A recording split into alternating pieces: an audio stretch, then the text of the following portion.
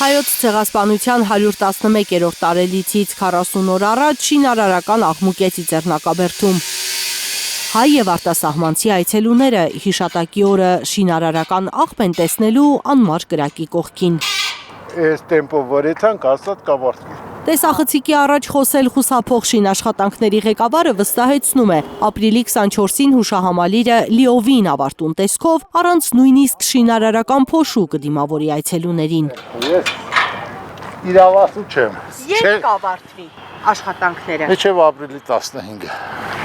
800 միլիոն դրամ է հատկացվել հուշահամալիրի հիմնանորոգմանը։ 8 ամիս է նորոգում են միայն անմար կրակը շրջապատող հավերժության տաճարի 3 սյուները։ Հուշարձանի հեղինակներից Սաշուր Քալաշյանն է ճարտարապետական խմբի ղեկավարը, նկատում է, սկզբում թերացումներ եղել են, հիմա շինարարները ավելի զգույշ են աշխատում։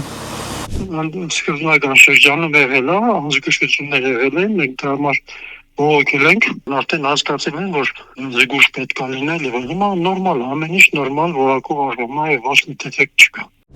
Մույթերը սալիկապատելու փուլն է։ Քալաշյանի խոսքով ապրիլի 24-ին հիմնանորոգված սյուների վրա չեն լինելու ճաքած, խոնավությունից գունափոխված քարեր, որ առաջացել էին ջրամեկուսացման խնդիրների հետևանքով։ Փոփոխությունները, որ ջարդված քարերը արդեն վերացվել են, այն մյուսների որ ուշադիրն է, լիքը ջարդված քարեր կա, ճաքած։ Նախագծի հեղինակի խոսքով Ծիծեռնակաբերդի հիմնանորոգման անհրաժեշտության մասին ինքնահազանգում է շուրջ 2 տարի։ Վերջապես պետությունը որոշել է փող հատկացնել։ Մտավախություն կար, որ ուշացնելու դեպքում գուցե չստացվեր փրկել հուշարձանը։ Հեղինակներս ինքներս են նախաձեռնել, մենք հոդշման տեսնալի չէինք, ամբողջ 2 տարվա ընթացքում ասում են գումար չկա, հիմա գումարները սկսեցին։ Ամուքի իմաստը կարելի է որ ցեղասպանության դեմ արում հուշարձանը վերանորոգում են քաղաքական բնույթ են տալի դրան ես չգիտեմ։ Ծիծեռնակաբերդի շինարարության մեջ քաղաքական տարրեր պետք չէ փնտրել, կարծում է Քալաշյանը։ Հերքում նաև ցեղասպանագետներին ԿԳՄՍ նախարարության հայտնած լուրը, թե Թանգարան ինստիտուտի տնօրենը հեռացել է շինարարության հետ կապված խնդիրների պատճառով։